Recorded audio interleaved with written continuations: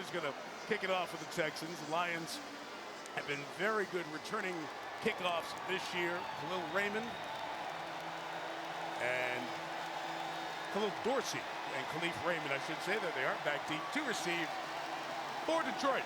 Raymond on the right, Dorsey on the left. Lions' best start since 1956. Trying to keep that going and trying to stay ahead of the Vikings, who are a half game back in the NFC North. Air Baron kick. Good hang time. Will be a touchback. Lions take over at the 30, and here's their offense. Scoring offense in the NFL. Ben Johnson, the man at the helm, the offensive coordinator, and they get Jameson Williams back. It's the last couple of suspension for using performance-enhancing drugs. Play action. Goff to the air right away, and he just throws it in the ground and incomplete, as everything was covered right away with Brock Wright. So a rare incompletion for Jared Goff, who's done nothing but complete passes this 6-game run. Just 22 incompletions. They're the 83% record for a 6-game win streak, and only one interception in that stretch. For the #1 pick back in the 2016 draft, traded for Matthew Stafford before the 21 season. Jahmyr Gibbs the back, 2nd and 10. And the inside give to Gibbs, again about 5, close to the 35-yard line. 3rd and 5 on this opening drive for Detroit. Won the toss and took the ball. And right off the bat, they come back with a run on 2nd and 10. They're notorious for it, right to the line of scrimmage here. 3 receivers, Tim Patrick to the left, Williams and St. Brown to the right. Little shovel, and there goes Amon-Ra St. Brown for the first down. And a gain of 7 to the 42-yard line. Up from the safety spot, Jimmy Ward, the tackle. Back across the grain, you're going to see the offensive line pulling out that way, so they make you believe everything's coming to the right, flip it back underneath to, I consider to be really the engine of this offense, Amon-Ra St. Brown. He is the guy that when Jared Goff just feels a little uncomfortable, you know where he's going, number 14. That was a pass and a completion, so they've connected on the last 31 targets. Montgomery runs to the left, gains about 3 against this good Houston defense. Second in yards allowed, but 14th in points allowed. They have struggled in the red zone this year. Montgomery the back, Goff has to throw it sidearm, gets it to Jameson Williams. There's a flag down as Williams' gain is limited with Jalen Petrie in coverage. Bill Vinovich is our referee tonight here in Houston.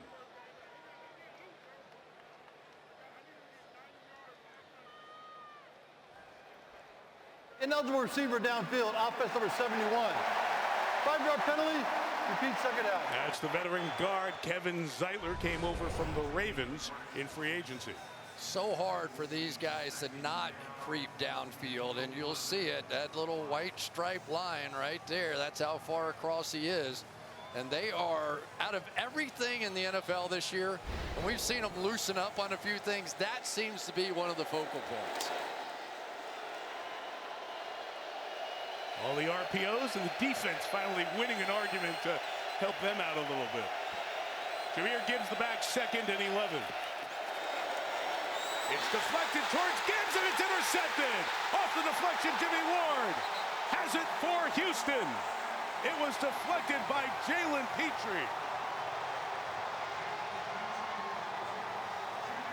And the veteran has his first of the year. The X factor on this Texans defense, watch him shoot across the line of scrimmage here and get his hands on this ball. They like to bring him on that blitz a lot and so often. He is the guy, the catalyst for something big on this defense, and that was huge. Take a close look at that as it came down, because the nose of the ball hit the ground and then popped up. The hands of Ward remain on it, but this is going to get a little bit closer inspection here. That's good.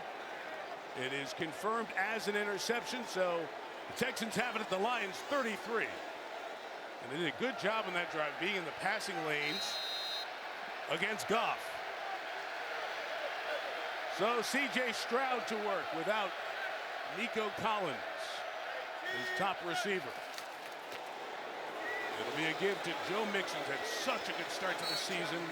Only a yard for Mixon. Texans fans hope it is better than last Thursday night. Good thing there were a few extra days to rest and recover, because Stroud took a beating, sacked a career high 8 times, lowest completion percentage of his career in that game. Number 2 overall pick in the draft out of Ohio State in 2023. Good quarterback, and he and DeMeco Ryans came in last year, of course, and took the Texans to a division title.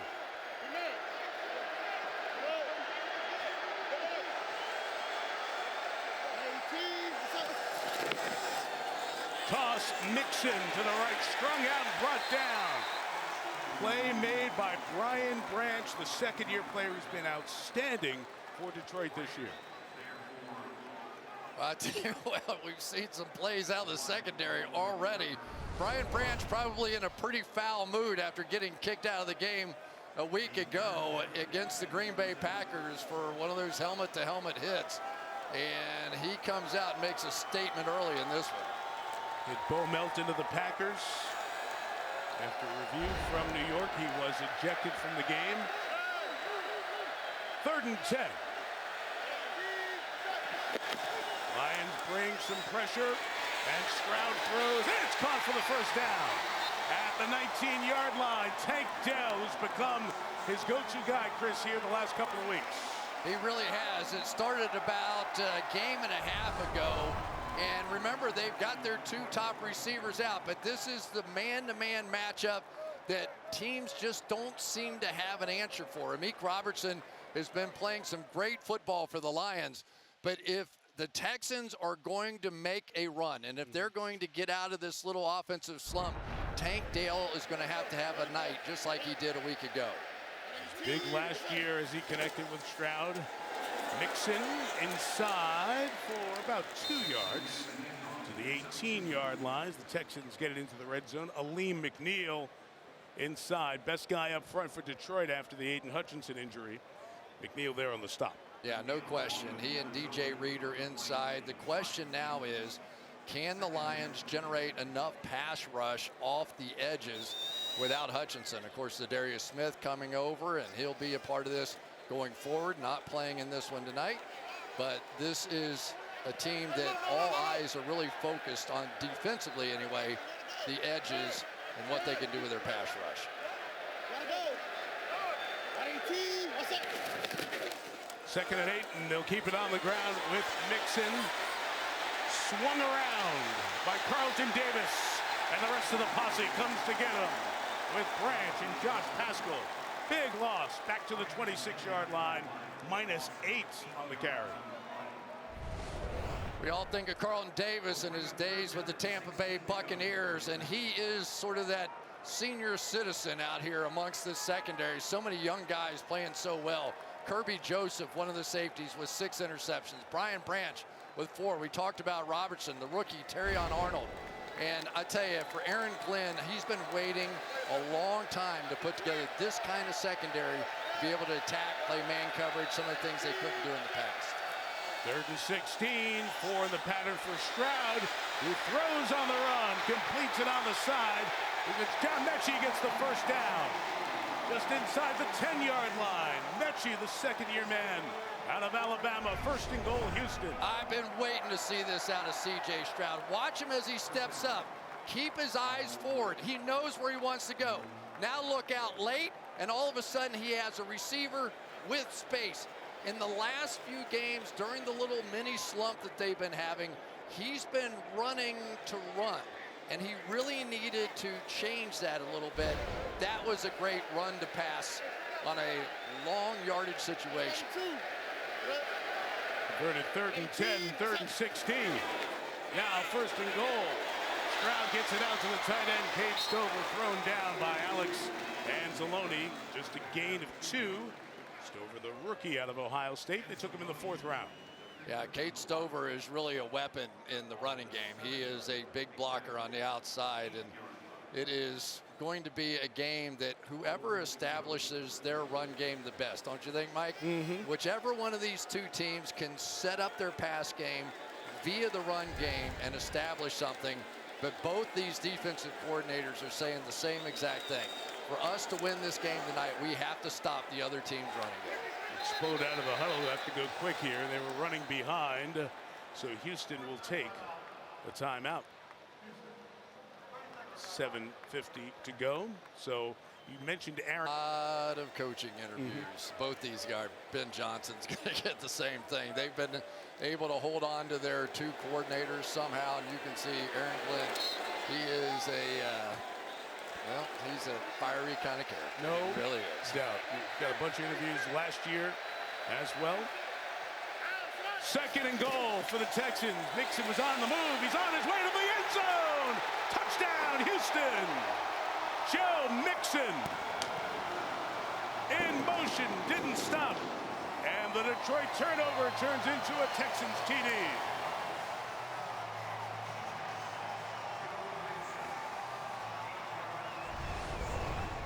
Every once in a while, you got to thank your pals out here. And that time, Robert Woods, number 2, just nailed one of those crackback blocks and just set the edge on the outside. And Joe Mixon has just been on a heater. I don't think that the Texans could believe the impact that he's had. He got named captain the other day because he's been so dynamic in this locker room. Jaime Fairbairn for the extra point.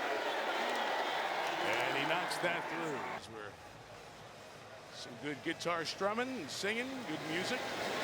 7-0 Texans on top. And another touchback here. The Lions offense will have it at the 30-yard line. Chris, we talked about Jared Goff and taking care of the ball and all the completions, but Houston did a good job getting in his way during the pass attempts of that opening drive. Well, understand that what Detroit wants to do first is run the ball. What they want to do second is short passing game with runs after the catch. And they got a little flare down the field, but that's their offense. And right now, the Texans are attacking that.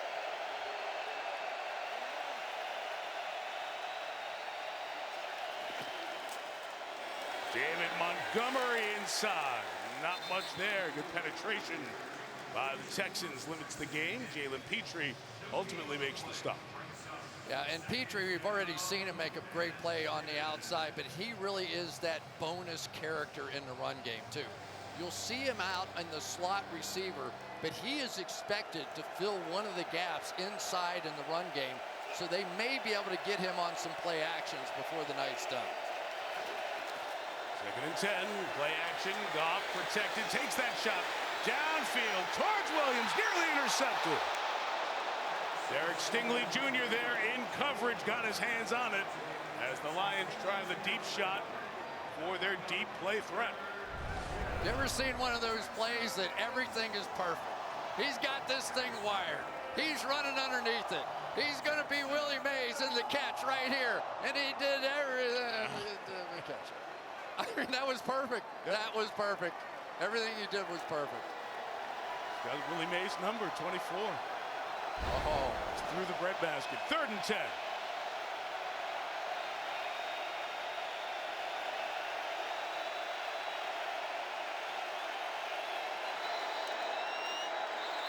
Ring 5, this is whistle dead.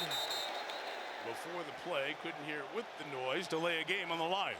Delay a game. Offense number 16. 5-yard penalty. Still 3rd down. Seen this Detroit team start slow a couple of times in the stretch, including the Minnesota game a few weeks ago. look at how they're setting up out here. All these guys are wide, and you've got somebody right here inside. The one thing that they want to do is basically play the run game on the way to the quarterback. You think of the old Tampa Bay Buccaneers and Warren Sapp and some of those guys. That's what they believed in too. Wide on the outside on these passing downs and attacking downhill. That's 3rd and 15, so they have 4 instead of 5, and Goff got hit as he threw. Underneath it, Sam Laporta. Long way to go for the tight end. 1, 2, 3, 4, 5 Texans there. They rally to the ball, and the Lions will punch it away. Danico Autry brought the pressure for Houston. Texans look good. I like their defense. Yeah, well, you were telling me before the game started that you felt like they were really going to have a night, but they've come out here early and made a statement. This Lions team's been moving the ball on everybody recently. They're playing. Jack Fox is having a great punting season. Steven Sims back deep. Not a good kick, though. 41 yards. Sims on the fly. Almost hit it to go all the way. Got tumbled down around the 40. Texans on top. As we mentioned, that first in the NFL retractable roof. Open here tonight. Good field position for Houston. They take over at their own 43-yard line.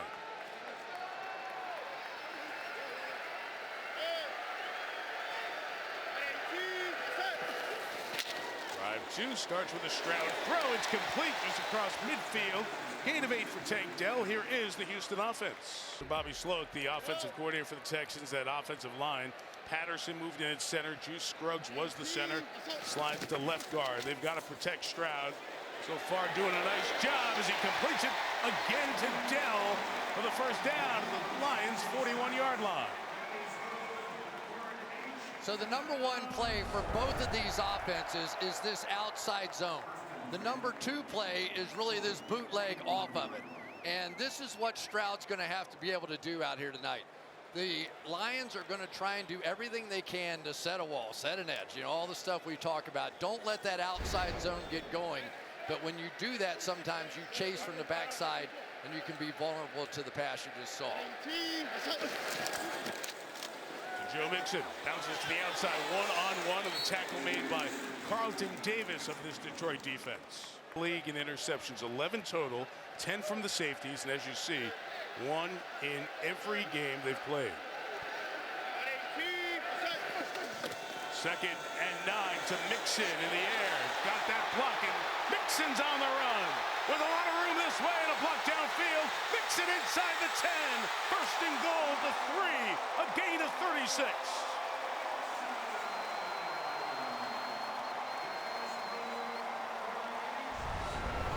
They want to attack the interior. This time they do, and they get burned. You just swing it right out, and there's no support coming from the inside out.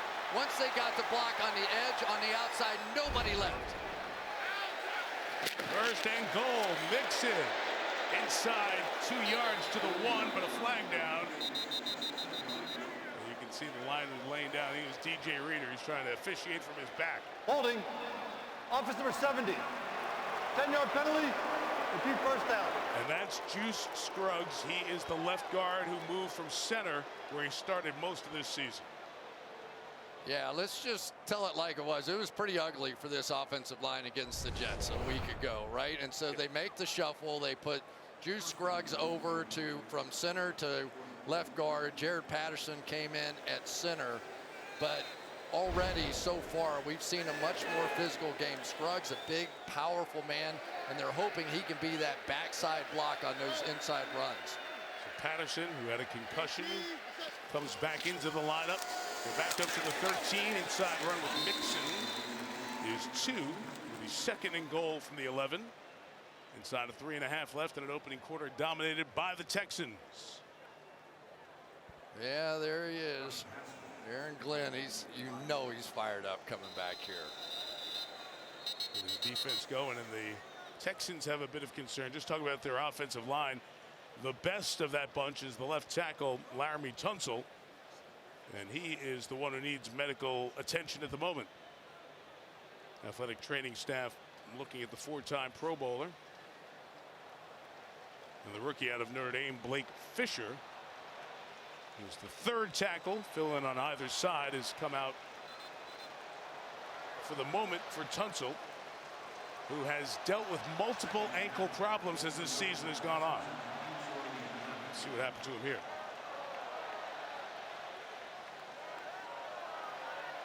Well, it's just whether you play tackle, receiver, tight end, it doesn't matter. Those are the injuries that make you crazy. You're trying to, you take so much thrust to get off and make those blocks, and all of a sudden laying on the back of your ankle. The 2nd and goal from the 11. 5 in the pattern for Stroud. CJ just throws it up towards Mixon. It was watched by Anzalone, but good job by Stroud just to get rid of it and live for 3rd down. Yeah, already you can see CJ Stroud. The last couple of games, I tried to watch them all, but you know, he just got to where I'm not sure he really believed in what was going on up front anymore. How could he? And, right. And he was getting hit all the time, and so he was early scrambling. He was moving left. He was moving right. He was stepping up. Tonight, we've already seen him almost force himself to stand in that pocket, maneuver around slightly, but not all the wide scrambling he was doing the last few weeks. 3rd and goal, Dario Ogunbowale is the back.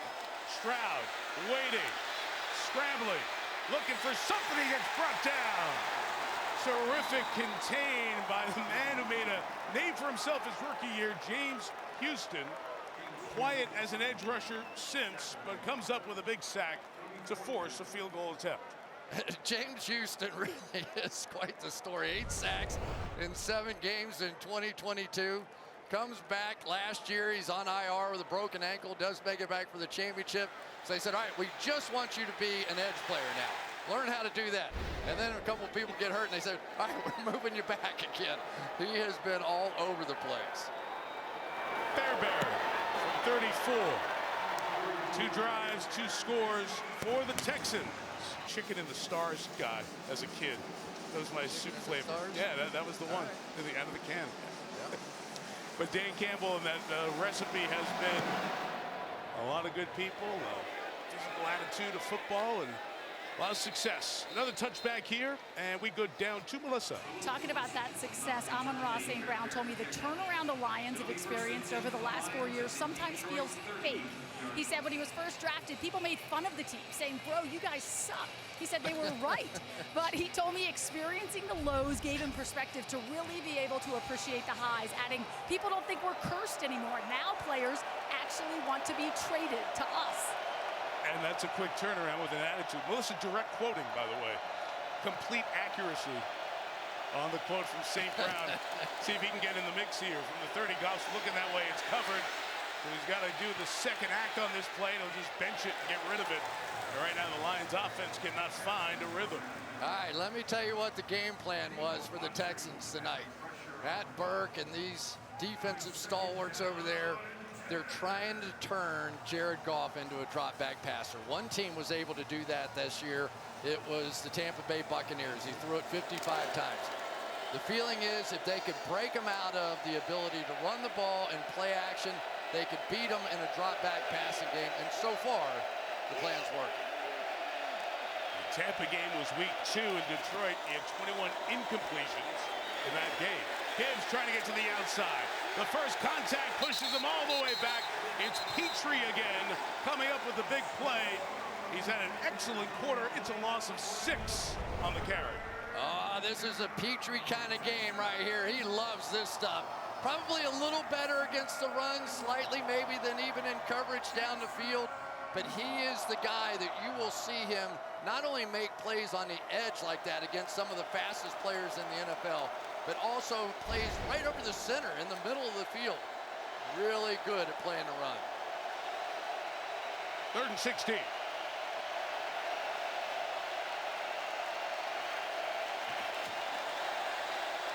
Goff throws it in the middle. It is caught twice to juggle, and Jamison Williams hangs on, makes a big grab to the 48-yard line, a gain of 24 as Williams returns to the lineup. That is some play right there. First ball by Jared Goff, right on the money. But for Jamison Williams, anytime you take a couple of days or weeks off because of the suspension, you got to come back in and prove to your teammates. That was a big second catch. 18th catch of the year for the first-round pick out of Alabama in 22. Goff out quick. Gibbs made the first man miss. Gets to the sideline before Stingley can tackle him. A good pickup on first down of 5 for Jahmyr Gibbs, also Alabama, second year. Yeah, you just wonder now, are the Lions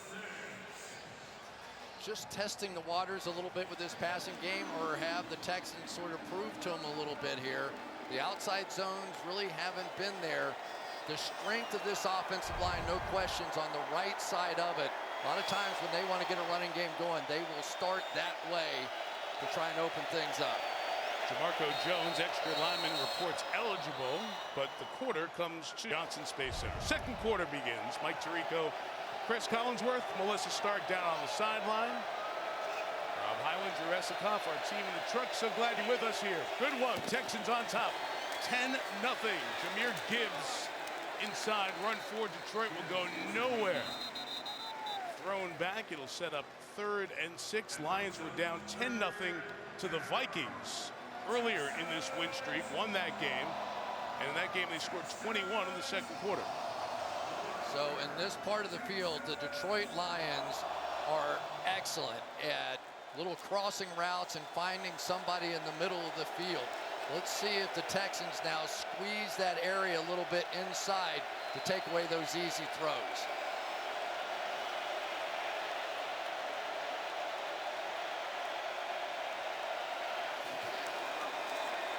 6, twisting pressure up the middle. There's the inside throw. Chris, you're all over it. And Jamison Williams again to the 36-yard line. Gain of 13, Detroit first down. You know, you think of sort of the dink and dunk and the way that they usually get this offense started, but for Jared Goff, he's coming out throwing fastballs down the field. And I'll tell you, Jamison Williams made a couple of nice catches now. That was tough. Behind him, in the clutch, big third down conversion. 3rd and 16 for 23 yards. 3rd and 6 for 13 yards. See, the Lions have been terrific in this second frame, and there's a good run by Gibbs to the 31-yard line. So hey, give me the sense, Chris, of these backs with Gibbs and Montgomery.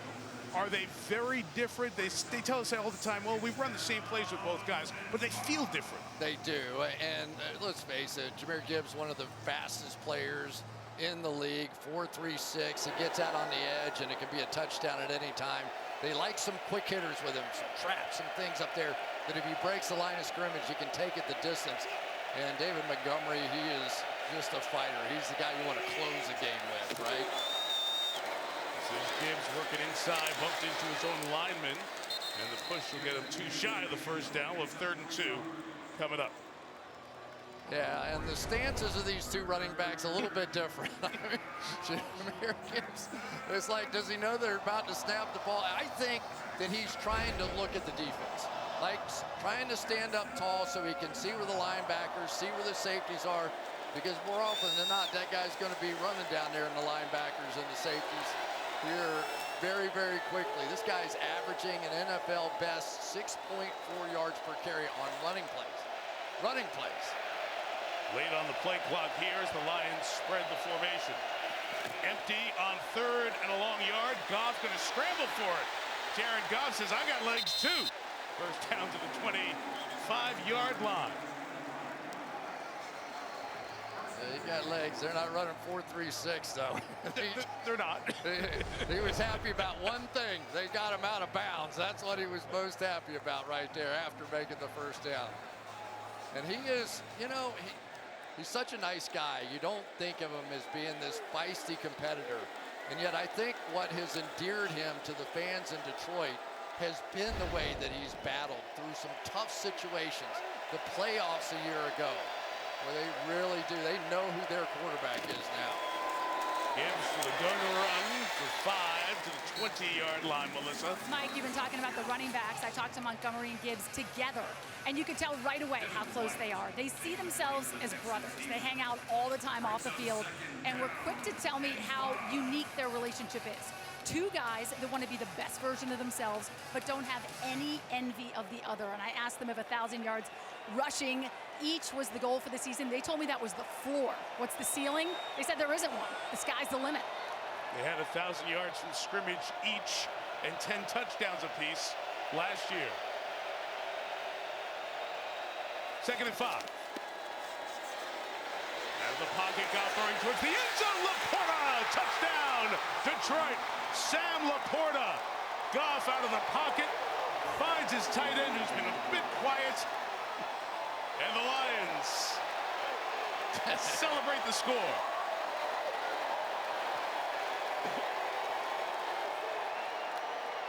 One of the things Jared Goff has been working on is they want to make everything look like it's this outside zone play. And so when he fakes it, it looks like the run play, and that created a huge opening. And for Sam Laporta, who has to be asking a few times this season, what about me? That one probably feels pretty good. Jake Bates, the Lions' first-year kicker, returns to his hometown area. Ball, fun time of year. 10-7 the score. The Bates kick goes all the way back. It's a touchback. Texans and Joe Mixon will get it at the 30. Mixon's part of a good storyline the first half of this, his success in Cincinnati to here in Houston. A little trickery to start this, and the Lions are all over it. Dell reverses field, and Tank minimizes the loss. It is a loss of 6 on the play. Yeah, you give one of these plays a shot every once in a while, and then you come back and you go, why did I do that, right? I mean, Detroit is so well coached, and Aaron Glenn has seen them all during the course of his career, but that was well played, and now you're digging yourself out of a hole here with this one. Pat O'Connor, one of the backup inside defensive linemen. Played his college ball in Michigan, in Ypsilanti at Eastern Michigan. 2nd and 16. Stroud's got time. Deep shot down the field towards Hutchinson. Early contact to the flat. Beyond Terry and Arnold, the rookie for the Lions, penalized a lot in the first part of the season, not as much since. But they got him here. Pass interference. Defense number 0. Spot foul. Automatic first down. Most important part of this play, Mike, no doubt, watch the protection, and this is going to be the issue. Can they get those edge pressures that they used to be able to get with Aiden Hutchinson? Can they get it now? And that time they got nowhere close to C.J. Stroud. And Xavier Hutchinson, the intended receiver, had the step on Arnold. It's a 41-yard penalty. The second cornerback taken in the NFL draft, and flips the field quick. Mixon from the 35. Josh Pascal is there to stop him. No gain. We saw a lot of Mixon with the Bengals. Just back to that running back, and it feels a little bit different for him here. Why? I think he's mad. You know, I think he finds it hard to believe with everything that he did for the Cincinnati Bengals that it was a 7th-round draft pick that they gave up. Now, let's think about what he's done since he's gotten here. When he has played in games, 151 yards rushing per game. Without him, 78 yards per game. So on its face, you can tell what he's meant to this franchise, but in the locker room, maybe just as much. Named him a captain on Friday. Rare midseason. Stroud off the spot, on the run. He throws, broke it up. Terrific break on the ball by Brian Branch at the last minute, as Tank Dell was the intended receiver. So we'll have 3rd and 10 coming up.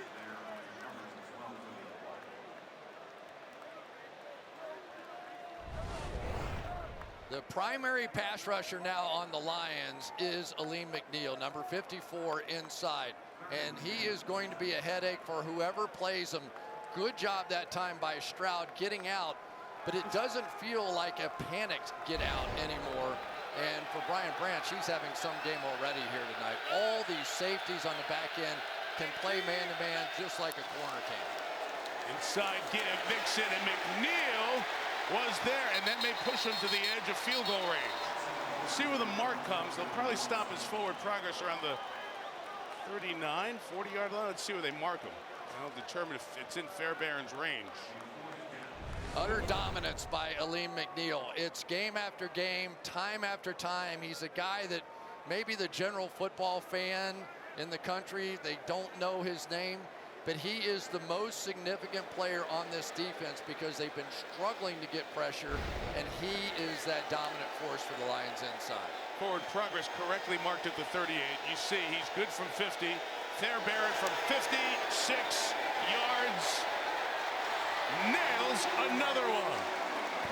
11 50-plus yard fielder, All-American offensive lineman at Oregon, Wisconsin. We'll see if they've got a little fun conversation going here before the game next week. Another touchback. Lions take over at the 30, Chris. Touchdown. And the Detroit Lions and Jared Goff have been doing that pretty darn well. Montgomery there for no gain, so they look the same, so that messes up the defense, and that means play action can be really plentiful. It really is, and this team, the Detroit Lions, they run more play action, about 37%, than any other team in the National Football League. And the one thing that analytics will tell you is play action works anytime. Whether you're ahead, behind, everybody thinks that it only works when you've got the running game going. It's really not true. Nothing on the ground for Detroit thus far tonight. 10 carries, 19 yards. Having to do it more drop back, and Goff thus has thrown 5 incompletions here in the night. We have a penalty flag down. Let's check what that is. If that is in fact the 5th incompletion. No use of hands. Hands in the face. Defense number 55. 5-yard penalty. Automatic first down. As on Daniil Hunter, the former Viking, has come back to his hometown area in Katy, Texas. Yeah, Dan Skipper was out there on him, the guy replacing Taylor Decker, and it looked like that's where the pressure came from. Then you watch the replay and you see Daniil Hunter with the hands up underneath the face mask, and that's why. So Jared Goff got hit in the back, but there was a reason.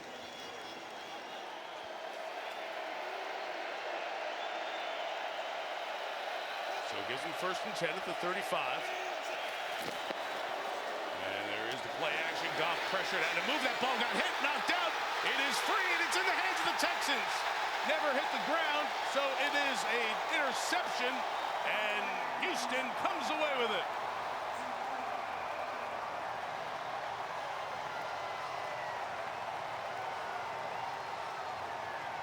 A second Texans turnover on the night. Danico Autry off the edge, gets around and has to give it a second swipe. I think that would have been a fumble anyway, but it does not matter at that point. Bounces around, and Henry Toa. And what a start for this Texans defense. It'll be ruled a pass and a pick for the moment. Toa comes up with the interception, but there is Autry off the edge to make the play. What an effort to come back at it a second time there. Mix in the back for the 36. Stroud gets it out to Tank Dell. He'll try to pivot. What a play by Branch. Holy cow, he's having a good half. Brian Branch would not let him get away. No gain.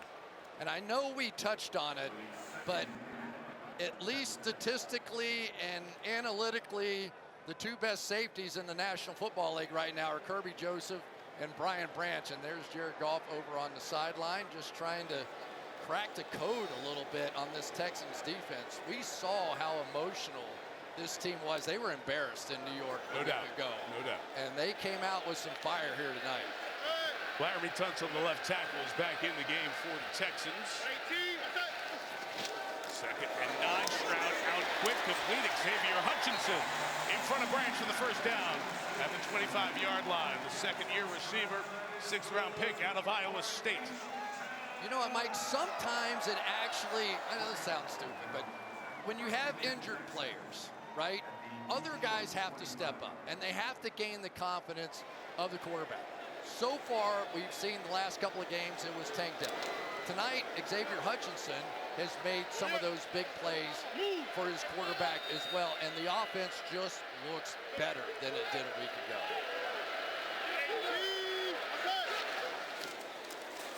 First and 10 in the middle, Mixon. Kowalski and Anzalone, the inside linebackers, are there, but a good gain of 8 for Joe Mixon, who's had a good game in terms of receiving. You mentioned the injuries on the offensive side. Nico Collins started to practice. Looks like he'll come back soon with that hamstring. Stephon Diggs done for the year. Kenyon Green, the left guard. And Will Anderson, Melissa told you at the top, the outstanding edge rusher, out again tonight. But they are playing well. The run by Mixon gets the Texans a first down at the 11-yard line. It's just a different team. Mike, tonight when the Texans are coming off the ball with this offensive line, they're displacing the defensive line. They're pushing them down the field. The other night, they were tripping over each other against the Jets because the Jets were getting penetration up inside, and so they couldn't execute some of those plays. Tonight, just a much more physical approach out of the guys in red. From the 11, Mixon on the toss. Good play off the edge by Josh Haskell. Got rid of the blocker, made the play. It'll be no gain. You talk about Aiden Hutchinson, the impact, not just in the pass rush, defense, tone setting, the absolute leader of that Detroit defense. Well, and it gives you a cornerstone, right? I mean, every team, every offense or defense is built around something. And Aiden Hutchinson was that something for the Detroit Lions. And so now the hope is that Darius Smith can come in and help. But remember, both teams missing a pass rusher tonight that has 7.5 sacks on the year. Second down, Stroud scanning, about to escape, got hit as he threw it towards his outlet Mixon. It is incomplete. Al-Quadin Muhammad, one of the players who's been forced into a much bigger role, able to get the contact on Stroud. And Mike, one of the things that was really important to the Lions was to try and box in Stroud. They did not want him getting out and around. So even if you sacrifice a little pass rush to keep him inside the pocket, that was the game plan here tonight. Get a first down at the 1.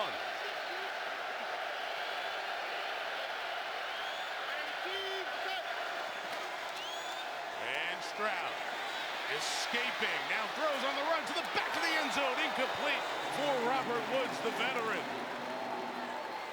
So this Lions red zone defense, which is top 5 in the league in terms of touchdown percentage, getting the job done here, and it'll force a field goal attempt. Yeah, we're seeing a much more settled C.J. Stroud in the pocket, and his scrambles are a little bit under control in this one. That actually wasn't a bad throw. That was either going to be caught with a diving catch or not intercepted. They were taking 3 points out of this drive no matter what. Fairbairn one more time. The punter Tommy Townsend holds. And the Houston Texans have scored on all 4 possessions. Pizza, New York style pizza. It's all good.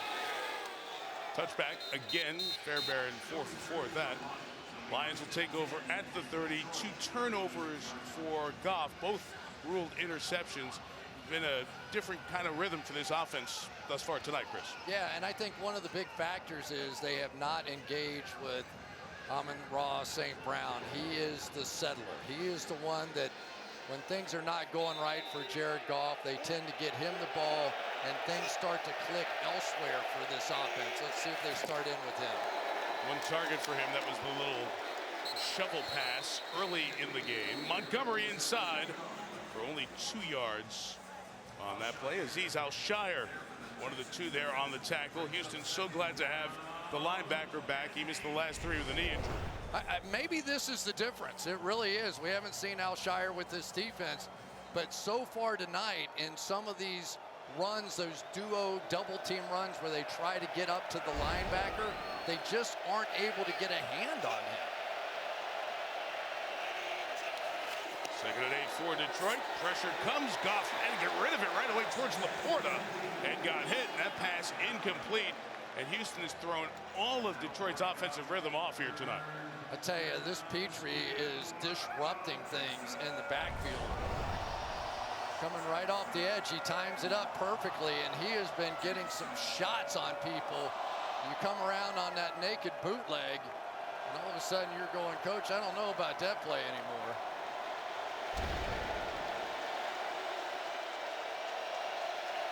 It's such a good position in the NFL, that slot corner. They can be so disruptive. And Petrie making a name for himself the last couple of years in that role. 3rd and 8. Goff has to hold it at the feet of St. Brown, and incomplete. And the Houston defense, star of this first half.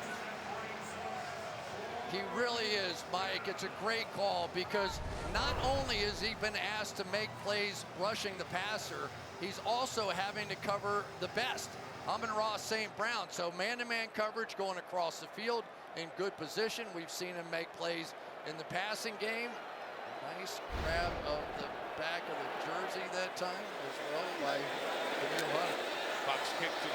2-yard line. Big hit on the return man, Sims. Sionevaki is down there for Detroit on special teams with the big hit. Mixon has had a couple of big plays, including one of the pass games so far, but the run game not going yet. 11 carries for 9 yards. Yeah, but it's setting up some of these big pass plays, and we'll get into a meeting that was led by Joe Mixon here in a bit. This drive will begin at the 33. And Stroud is pressured, and he's trapped and throws, nearly intercepted by Nowatzki. Question's going to be, was his knee down for a sack back at the 21-yard line? It was very close. For the moment, being ruled an incomplete pass, I believe. Ooh, I don't know. I think that knee hit. Yeah. Yeah, it should be a sack. That's what we thought live. The challenge flag was thrown by Dan Campbell, but Prior to the challenge flag, replay assistance, the quarterback was down by contact at the 21-yard line. Second down. so it is a sack for the Lions and a loss of 12 yards. All right, significant part of the game right here. Now you get a big negative play. So now the Lions defensively, they got to get off the field here, right? You got to take advantage of a big play like that. Couple more plays, get off the field, give your offense a chance to tighten up this game going into the half. Pat O'Connor credited with the sack, Mixon the inside run. Anzalone stops him for no gain, and 3rd and long coming up. I'll tell you, we talk a lot about people on this Detroit Lions defense, but I think the most improved area of Aaron Glenn's defense, well, I just talked about the secondary already, but Jack Campbell coming in at that middle linebacker position. He was kind of running around a little crazy last year. This year he's locked in. His coverage has been tremendous. And Alex Anzalone is just the Energizer bunny down there. You saw him make a play there. He is all over the field. Year 2 for Campbell, 1st-round pick. He's figuring it out. Throwing towards Hutchinson. Lions all over it with Amik Robertson. The nickel. As he Petrie make all these plays, I'm going to weigh in from the nickel spot on my own. Look at Aaron Glenn fired up as his defense got a 3 and out to take us to the 2-minute warning. Chiefs getting that field goal block at the end of the game to beat the Broncos. Amazing. Part of a thrilling set of finishes in the early window. Tommy Townsend to punt. Khalif Raymond back for Detroit. Good high hanger. Terrific kick. 61 yards from the 21. He's brought down. Excellent gunner play on the edge by Kadar Holman of the Texans. Woo, what a play. Look. As many incompletions as he has had in the last 2 games here in the first half. And they put a 2-minute drive together. Gibbs on the ground. Just a yard, not much. That front for Houston making its presence felt, and as we said, they're not only missing Will Anderson, they're also missing Mario Edwards up front. His 4-game suspension will come to an end next week. Yeah, and I think the Detroit Lions were wanting to pick up the pace here a little bit. Now I think they're going, wait a minute, we have been getting knocked around here, and they're letting a little clock tick away here so that the Texans don't get it back. It's that 2-minute drill, get the first down concept, but you're not going to do it this way. Gibbs 2 inside runs, nothing, and now Houston will take the timeout here as they'll try to get the ball back in their hands. Remember, they get it to start the second half. You surprised? Yes, by everything. 2 of the best running teams in the National Football League. 2 teams that really base almost everything they do on their ability to run the ball. And both of these defenses have been tremendous. So now second half likely to come down to which one of these quarterbacks can get the passing game going and take a little pressure off that running game. Talk a lot about the people on the offense for Detroit. Their offense hasn't looked good in 2.5 games. They have had about 60 yards per quarter their last 10 quarters. They got to find that rhythm here offensively again. Well, both the offensive line and the defensive lines of the Texans have been across the line of scrimmage and taking the fight to the Lions so far. This is 3rd and 9. Texans showing pressure Bring it 5. Goff hit as he throws, incomplete. Trying to get it to Sam Laporta, but once again, Jared Goff knocked down Tim Settle Jr. doing it that time, and that is another 3 and out for Detroit. Third one of this opening half. Yeah, Tim Settle has really become that interior pass rush. He's been so hot the last 4 games and just been able to be that sort of inside factor that can make such a difference and really set up those edge rushers. But if you have great outside edge rushers and you don't have that inside pressure, it's just not the same. It's more like Jack Fox at 60 yards on the nose from the 19-yard line. Sims takes it upfield, almost breaks to open field, but he is corralled by Ezekiel Turner. Our stars and stripes down there. It's really fun. But happy weekend to everybody who has served this country. Stroud on first down, throws, it's complete. A couple shy of the first down, 45 seconds and 1 timeout. They'll have to keep it going. Ogunbowale is going to be the running back here for this 2-minute drill. Hutchinson was the receiver catching that one. I think we made that through these terrible uniforms. Stroud inside, throw on the run. Mechie to the 32-yard line. Timeout Houston, 29 seconds to go. Mechie on the run with a great throw and catch. Anytime they're dropping back into a zone, there's always a spot right there, but you have to have the protection to get that receiver in there. It takes a long time, but just look at the difference of C.J. Stroud. Mike, you and I have watched tape on this team and what they've been doing the last few weeks, but this is a different quarterback tonight. Yeah. It just is. He's calm in the pocket. He's making his reads. We talked to him.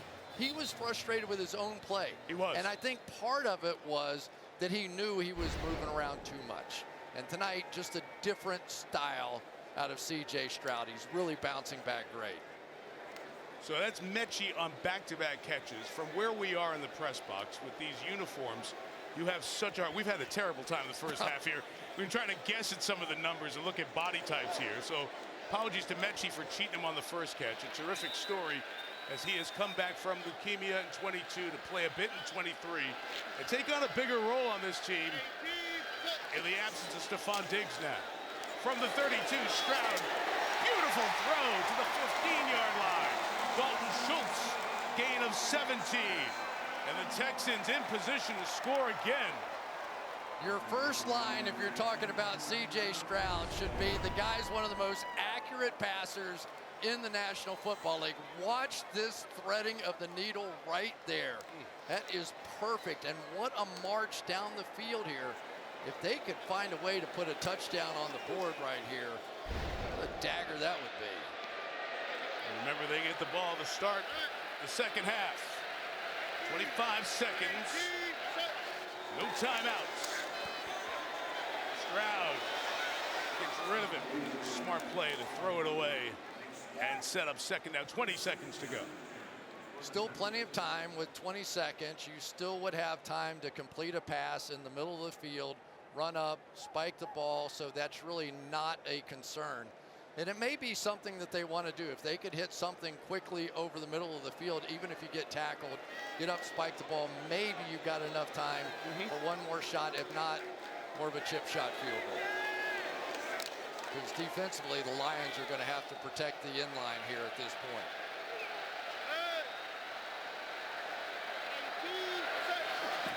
Second and 10. Out quick and dropped. Hit tank Dell. Dell couldn't bring it in as he was working toward the sideline. So it's third and 10. Still 16 seconds without a timeout.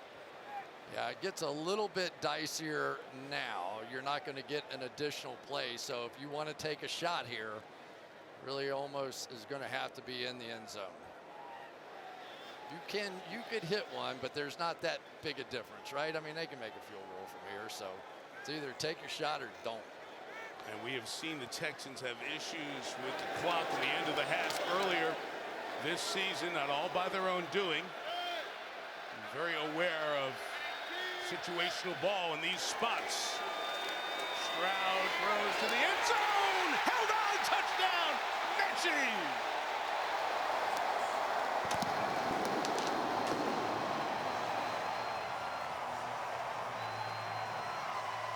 What a moment for John Mechie with his first touchdown.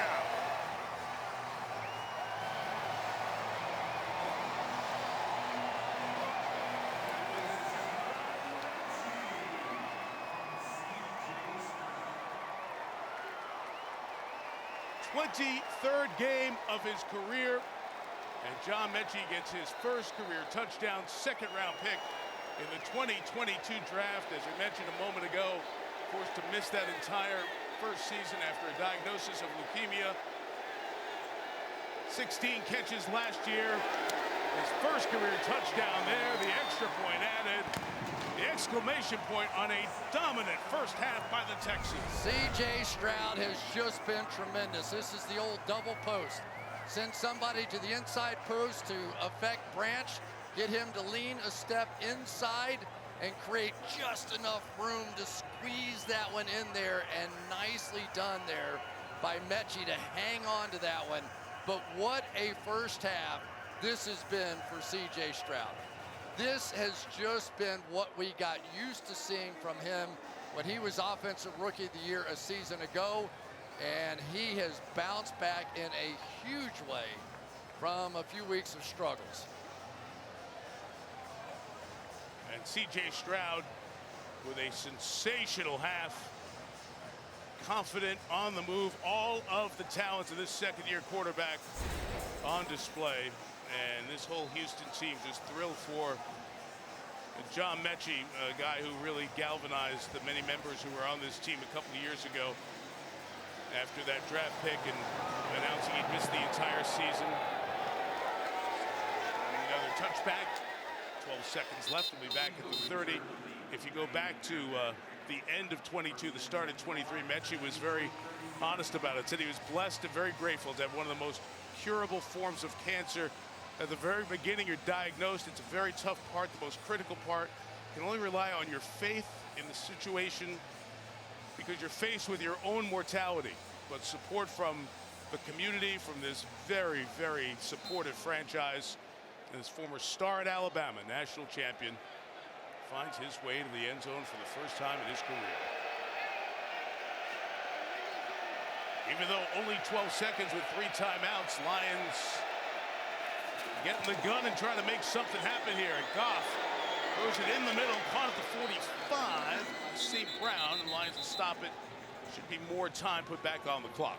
And Mike, we have to go back to that sequence. The Detroit Lions defense did their job.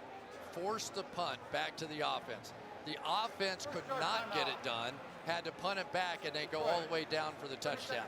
Your job as an offense at that point is to get at least one first down out of that deal, and they simply did not. So this has not been a very good effort at all out here by the Detroit Lions. Offensively, defensively, the Texans have really taken it to them in the first half.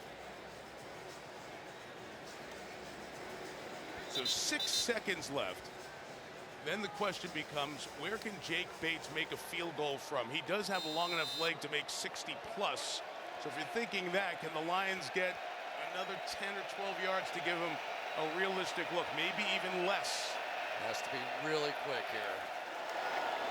Goff holds it, kills it with 2 seconds left. And now their only shot will be to throw it towards the end zone.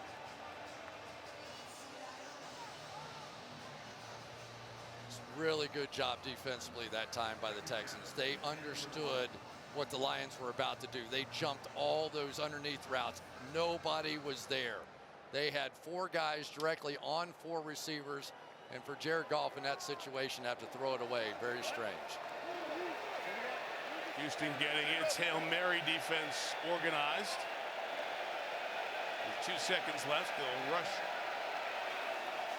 3 plus. Keep someone out there and around Goff to go left to load up and throw right and throw it downfield. And it is intercepted. It's 3 Goff interceptions here in this first half. And a sensational half for the Texans comes to a close. Kamari Lassiter comes up with the pick. It's a fitting way to end this first half that the Texans, right from the jump, dominated. The happy D'Amico Ryans is with Melissa Stark. D'Amico, a touchdown to end the half. Came up short a couple times with some field goals, but I'm proud of the guys for continuing to push through and get points there.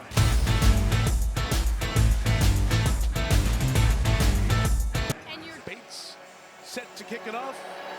Steven Sims, Dari Ogunbowale are back. It's touchback. Here's Melissa with Dan Campbell. Dan, 3 turnovers on offense. How do you get it going? Yeah, look, I think it's like I told the team, it's one play at a time. All right, we're doing pretty good defensively. We just give up a play here and it gets them down there. But really, we got to wake up on offense. We're not converting. We're not getting into first downs to where we continue to maintain. And so we got to pick it up. We're just not playing well as a team right now. What do you want to see from your defense in the second half? Listen, we have one error here or there. If we cut that out, we'll be fine. And then we got to have takeaways. Our defense has to get a couple of takeaways. We're not going to get it all at one chunk here. So just one at a time. We'll do that. We'll play this out till we get 2 minutes left in the fourth quarter before we turn on. But we'll do it. All right, Dan. Okay, Dan. He said it. They had to get takeaways, and they do right out of the gate. The most valuable coach's interview ever airs there. Carlton Davis with the pick. In the history of television, has that ever happened? Never. The coach is telling the sideline reporter, Melissa Starks, that he needed a takeaway, and during the conversation it happened. That was awesome. Carlton Davis, the old veteran, we talked about him, right? This is the old head back there. He listened to Coach, and now all of a sudden this game just feels different. Just waiting to confirm the interception. As New York is taking a peek at it, so too is the replay center. Davis with it, maintained control, and then as he came down, it slipped. And New York confirms that as an interception. Interesting, that look inside there, you saw the ball move there, but it was after it hit the ground with his hand underneath it and then pinned to his chest. So it can touch the ground, right? Yep. In the course of the interception, it can't wibble wobble when it touches the ground. Wibble wobble. Yes. From the 31-yard line, Montgomery in the back.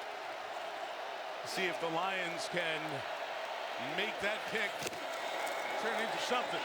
Montgomery running hard. David Montgomery.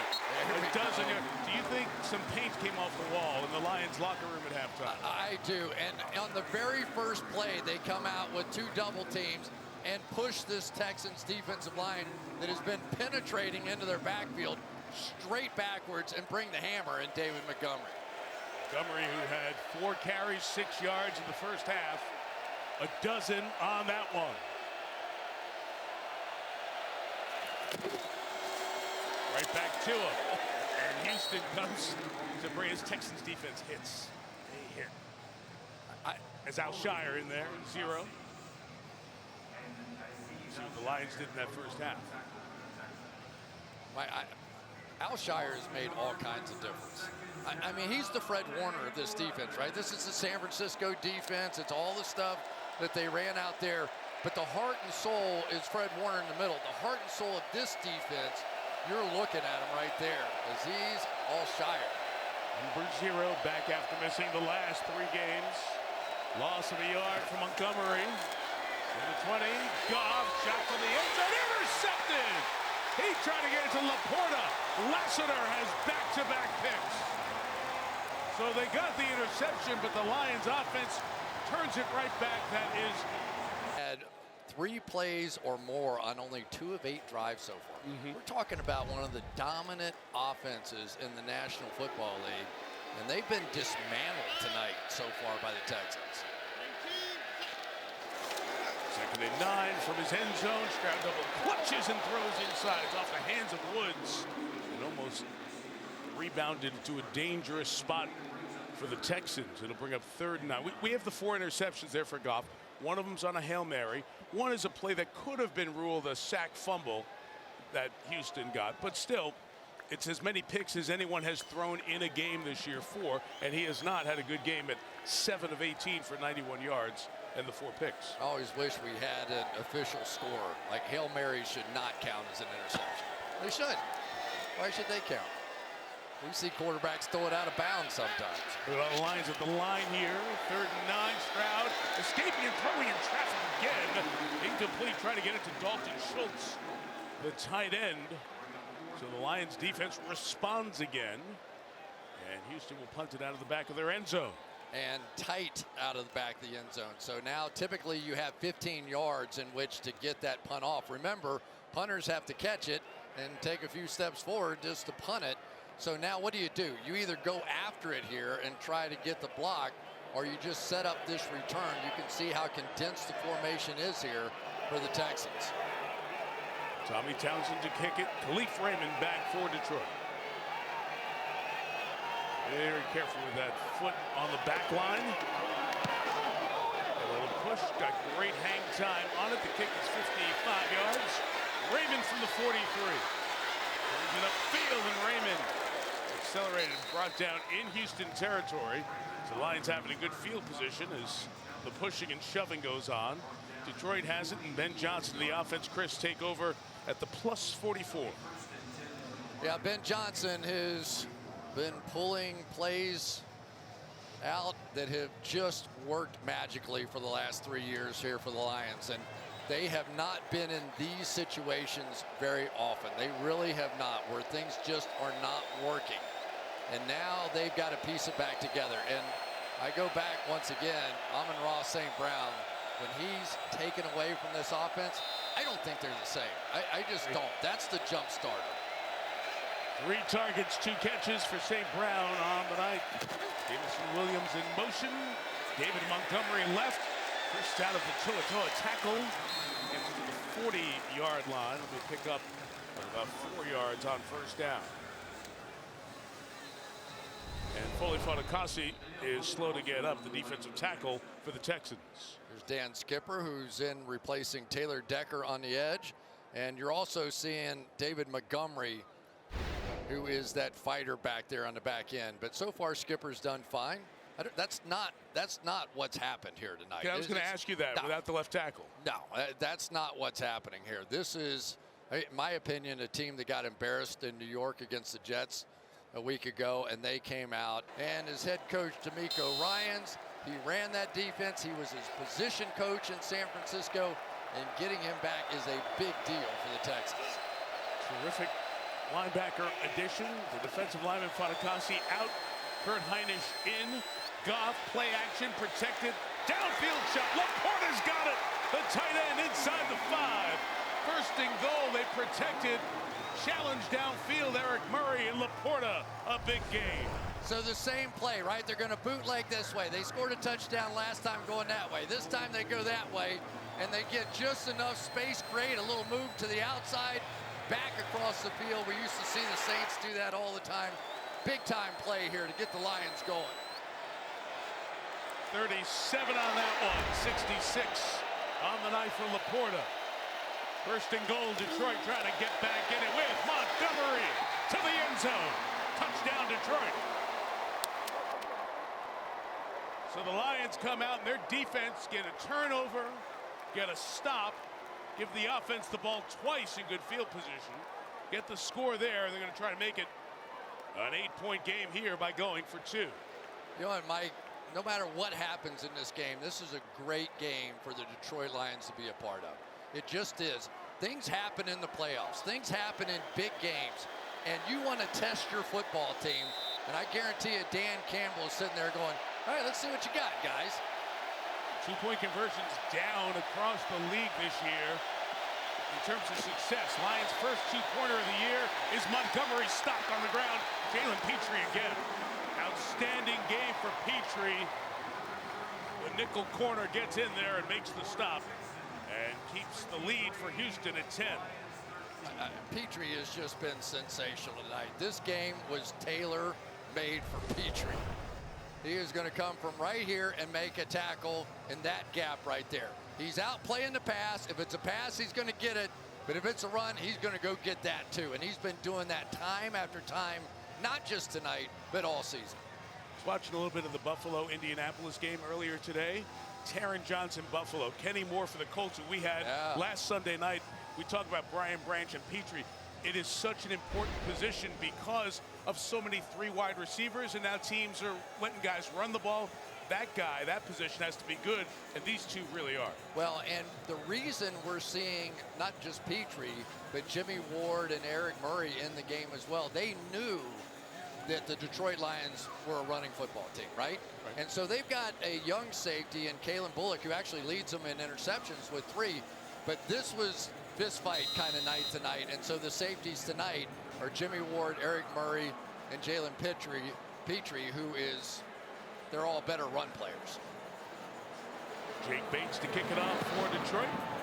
Steven Sims take the touchback. Chris Stroud and company have it at the 30. Their receivers step up, and this team is going to be better for it. So the Texans trying to get back going offensively. Mixon to the right. Nothing as Josh Paschal is in there for the Lions to make the stop. Lions thrilled to have him back after missing the last couple of games. And Mike, we have to remember that Nico Collins, when he left after 5 games with his injury to his hamstring, he was leading the NFL, 567 yards receiving. This guy was having an incredible sort of season. And when he comes back, and now Mechie's a factor, and now Tank Dell's a factor, and Xavier Hutchinson's more of a factor, this is a different looking team. Within 9, Mixon trying to stretch it out. Lions defense responding. Ben Neiman, who mostly has played special teams this year for Detroit, over there to make the play and set up a big 3rd down. You end up with a situation here. As Ben Neiman, you remember him, he used to play in Kansas City, great special teams player, right? Part of all those great teams out there. But here we go now.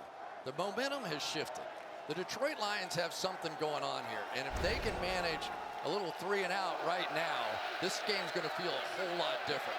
They don't have the edge rushers. Do they now decide to blitz and play man coverage? Looks like it. Nate, here comes the pressure. It's picked up, and Stroud throws complete. Wide open and on the run, Dalton Schultz. Good stop to turn and get to the 36-yard line. 32 on the game. No doubt about it. Watch Joe Mixon here. He is going to step up and make the key block. The blitz was coming. You know what that means. It means man-to-man coverage, and that was simply sensational on the part of Dalton Schultz. Great route. Lions got caught exchanging players. Texans went right to the line, and Mixon runs for 6 first-down yards. Man, that was a dagger to the Detroit Lions defense. They had it all set up. They have been playing better in their man-to-man coverage. Terrion Arnold, Carlton Davis, the 2 safeties, Joseph and Branch and Robertson. They're set up to come get people in those situations, and yet it was C.J. Stroud and it was Dalton Schultz who delivered a huge, huge play there.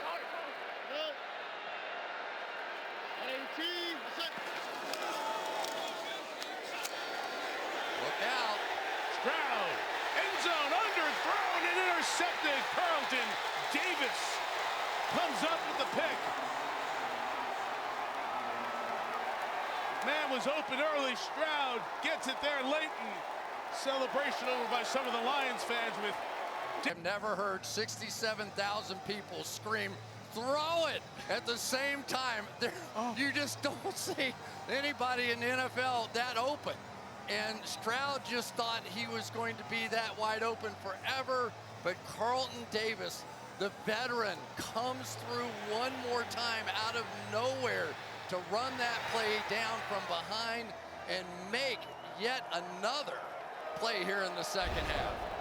2 interceptions for Davis in this game. That is 2 in 6 minutes. It's his first 2-interception game of his career. Quick toss, Jameer Gibbs, and Penei Sewell leading the way. Almost got that corner turned. He's going to be very close to that first down, having it at the 32-yard line. All right, anytime you need to get something going, this guy right here leads the way, and people find a way to avoid him. This is the old business decision here, and he still got whacked. But if Gibbs had been able to keep his balance just a little bit, 4-3-6 would have been all the way down that boundary to the end zone. Amari Lassiter was the player who came across and got hurt. And the rookie from Georgia who has the pick heading over to the sideline. Penei Sewell heading out on him. Well, Lassiter made the right move to try and get out of the way and then took it from his own guy, Jimmy Ward. We talked to Sewell this week. Such a good athlete for his size. 6'5", 335 pounds. Grew up playing a bunch of other sports. And his dad had not just Penei, but his brothers involved in so many different things. Goff going to take another deep shot for Jameson Williams. That's going to be intercepted. That is 5 interceptions for Goff in 36-plus minutes. Kalen Bullock gets his 4th. Just a put-it-up ball intended for Williams. Remember that safety I told you about that wasn't going to play so much tonight because they had to stop the run? Well, guess what? You get in a passing situation, you put in Kalen Bullock, 6'2", runs 4'4", a guy that has just made phenomenal plays in the back end of this defense. He is that true roaming free safety, and they love him here in Houston.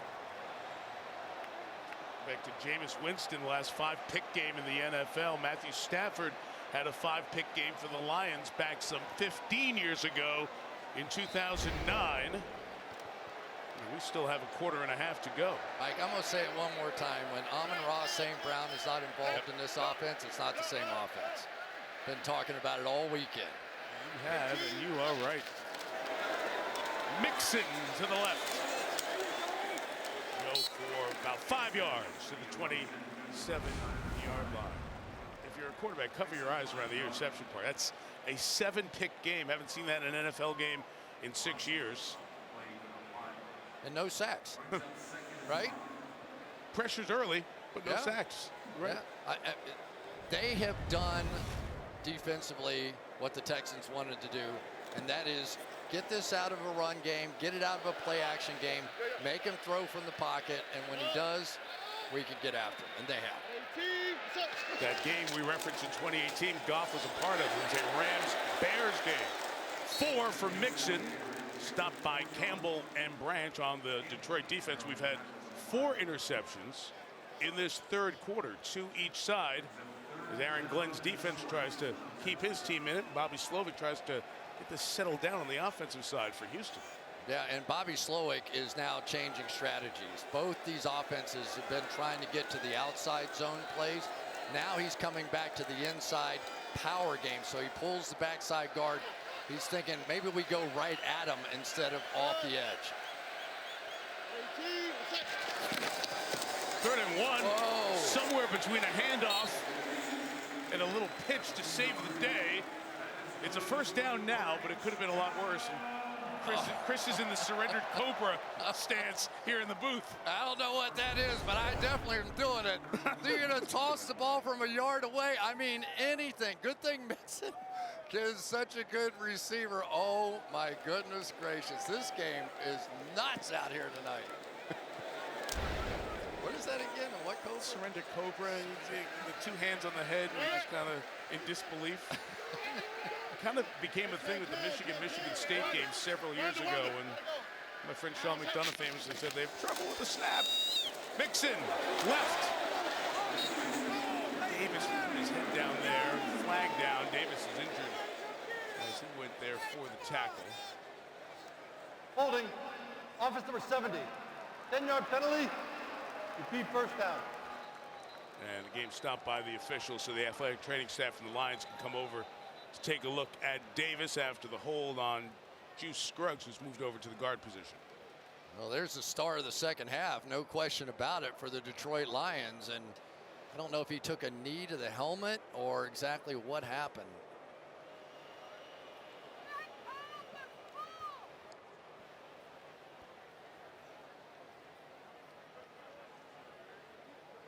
It's a powerful run by Mixon. And these defensive backs, to get these big guys on the ground, they go low, and sometimes their head ends up getting a shin, a knee in the side. And Davis comes off. Meek Robertson, who's the starting nickel, out there for the moment he was off the field on that last snap. Different position. Robertson can definitely play on the outside. There's no issue with that. Still, you tend to want to experiment a little bit and see what he's got. He's not the biggest guy in the world. He's much more of sort of the coverage kind of linebacker, can run really well, but see if they try to make him tackle a few times now. Worth noting, Emmanuel Mosley, who had a pec injury before camp got started for the Lions, he's opened up his window off of injured reserve. Hopefully have him back in a few weeks. Trouble here. McNeil comes up with the sack of Stroud. Lee McNeil having a very good game. Another loss of 10 yards. Man, this is a huge play here because so many times C.J. Stroud will make this defensive tackle miss. You can see the other defensive tackle never got off the line of scrimmage. And so if Stroud, oh, now Lee McNeil's down on the field. Athletic training staff out to look at him after that sack. He felt some discomfort. Get a peek at McNeil, who had his contract extended just a few weeks ago. The Lions tried to lock down some of the centerpieces of this team in Goff and St. Brown and Penei Sewell, and then that man right there, taken in the 3rd round 4 years ago out of North Carolina State.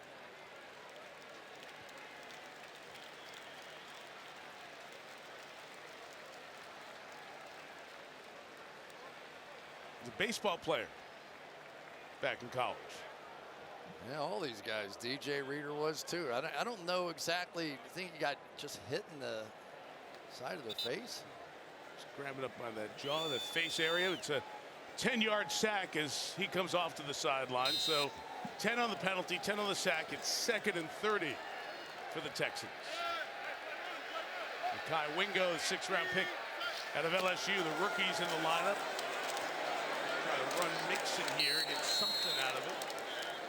Just a couple of yards.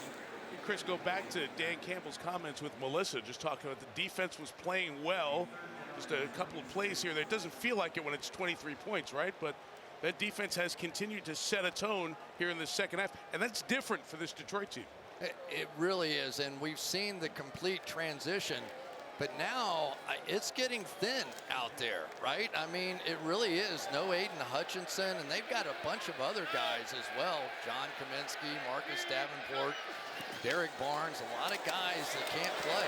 3rd and 26 run for Dario Gumbawale. And he stopped shy of the 30-yard line. And Goff, despite the 5 interceptions and a 10-point game, heading back out there as they continue to check McNeil's jaw face area. Well, one thing we now know about the Detroit Lions, they're not going anywhere, right? Whatever they've got, they're going to fight you with it. And the Texans now have given them that opportunity. The momentum is definitely shifting back, but they have to be able to do something when they get it here. Tommy Townsend to Khalif Raymond in the middle of the field, so returnable to the 17. Raymond flagged down as he turns the corner and heads up the sideline, brought down at the 37-yard line. And so often that turn the corner block on one of the gunners is the one that brings a flag out. They're in their turn. Illegal block in the back. Receiving team number 51. 10-yard penalty. First down. Timeout. It's on Ben Neiman, and the Lions will have a long It's strong. Inspired so many. Her great performance in Rio and continued on a couple Olympic Games after.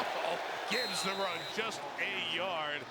This Texans defense has had a good night. It's Devin White trying to find a home here in Houston. Man, you remember Devin White back in Tampa? He was the speedster. He was the guy that was just running sideline to sideline and creating havoc everywhere.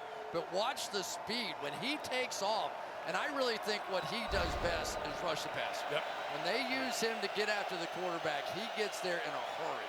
He was with Philly, didn't work out, released him, Houston brought him in his third game here tonight. Goff just throws that in the ground towards St. Brown. There's a flag down over there on that side as well. But Chris, there are two defenders around St. Brown again as Goff threw it in that direction.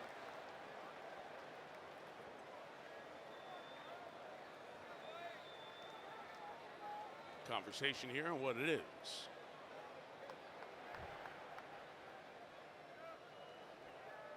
There's no foul for pass interference. The ball is short and not catchable.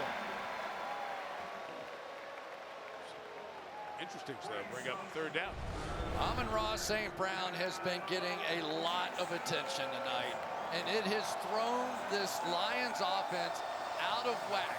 We have seen throughout the course of the last few years, Jared Goff needs Amon-Ra St. Brown to get himself going, to open up other opportunities. Tonight, it has been a singular plan by the Texans. He is not going to beat us. 4 targets, 2 catches for St. Brown. Third down, Goff swings it. Gibbs, Sewell leading for him. Gibbs looking to cut back inside, all the way to the 44-yard line. 33 on the gain. First down, Detroit with Jahmyr Gibbs. Boy, every once in a while, your coach needs to come up with something. Here we go. We're going to pull out in front of it.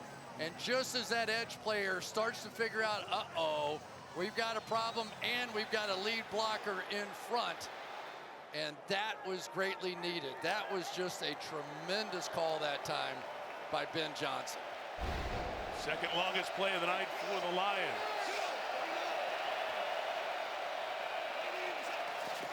44, Gibbs, right out there trying to block for him, nothing. Coming across the field, good play by Danielle Hunter. Here's Melissa. Mike, a number of injuries to catch you up on for the Lions tight end. Sam Laporta spent 10 minutes in the medical tent. He is questionable with a shoulder injury for the Texans. Defensive tackle Folorunso Fatukasi went in the medical tent to the locker room. He's questionable with a foot injury, and Kamari Lassiter, who has 2 interceptions on the night, left the field with a towel over his head with the independent concussion specialist. He's being evaluated for a head injury. Yeah, brutal third quarter here, Melissa. Thank you. 2nd and 10. Gibbs. 47. So third down, final 100 seconds of this third quarter. Texans trying to get to 7-3 and extend their lead. In the AFC South, the whole division lost. Indy, Tennessee, Jacksonville. So, chance for the extended lead to get even bigger for DeMeco Ryans' team. Another third down, and you know how much they love going to Amon-Ra St. Brown, but he's been doubled, which means just like the Texans, right now the Lions need somebody else to step up here. Shane Zylstra in there at tight end. With Laporta out, they're going to run it with Montgomery, not going to get there. Texans all over this. The Lions team that loves to run on these third downs because so often they go for it on 4th down, but here it's 4th and about 6, and they'll kick it away. Like, that's exactly what they were doing, but what they did not anticipate was getting stuffed on the run. They thought they would get 4 or 5 yards, and now we're 4th and 1. We'll go for it, but it just simply did not happen. It's very close, that ball coming out. There's no body part down there. Looks like it is just his hand. And see if there's a clear recovery. Snap happens, so Fox will kick it for Detroit. A fair catch made by Sims inside the 10 at around the 9-yard line. So people start talking about who's the best in this conference, that conference, all of that. And Houston, you lose 2 out of 3, you kind of fall out of that conversation, right? But you start to see some of the reasons why people thought this Texans team could be right there near the best in the AFC when you see some of the stuff they've done tonight. Yeah, and I think that the biggest thing for me, their defense has really played great. Let's not take that away. But C.J. Stroud coming back and making some plays. You know, he came up short on the one down there. But his play in the first half really woke up this football team. Now he needs to go finish this game. This is one of those games you win here, and basically you start making your plans for the playoffs. Here's Stroud on first down. That throws incomplete. And Campbell there in coverage with Cade Stover. The Big Ten guys, Iowa and Ohio State. Well, we told you about what Jack Campbell has done this year, but I think the biggest improvement for him is he has the ability to go down the field 25 yards and make those kinds of plays. And it just, we always talk about the jump that young players make from year one to year two. I mean, it is just easy to see with Jack Campbell.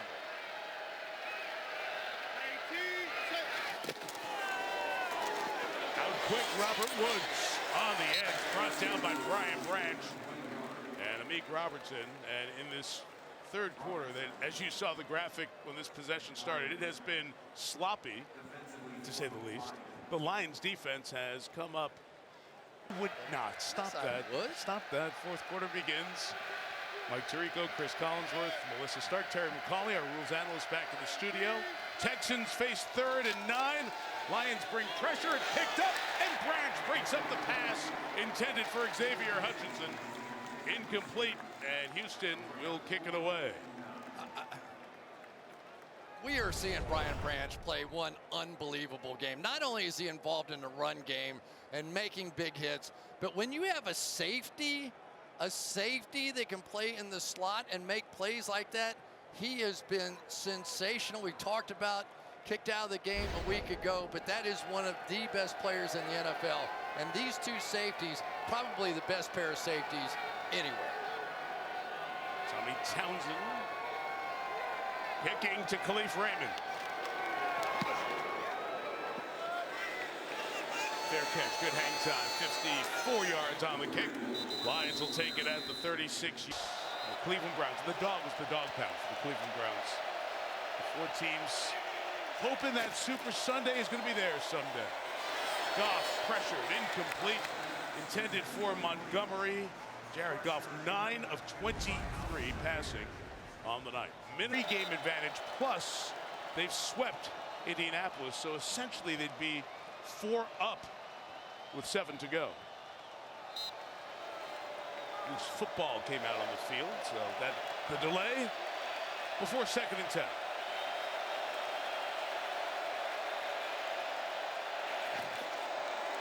It's a 4-man rush again. Goff's got a scan underneath. Finally, St. Brown shy of the 45-yard line. Amon-Ra St. Brown catch 3 on the night. And Mike, I think maybe the most impressive thing that we've seen out of Houston so far tonight is that they're doing all this without Will Anderson. Yeah. I mean, that's their best player on the defensive side. And those 7.5 sacks haven't been a factor, and yet they're getting pressure very consistently tonight, and that has been a bit of a surprise. 3rd and 1. It'll be a run. It's Montgomery, always gets that tough yard for the Lions. He's right at the line at the 46. The down judge and the line judge both come in. We'll see who's got the forward progress in the spot. They're going to move the chains for a 1st down.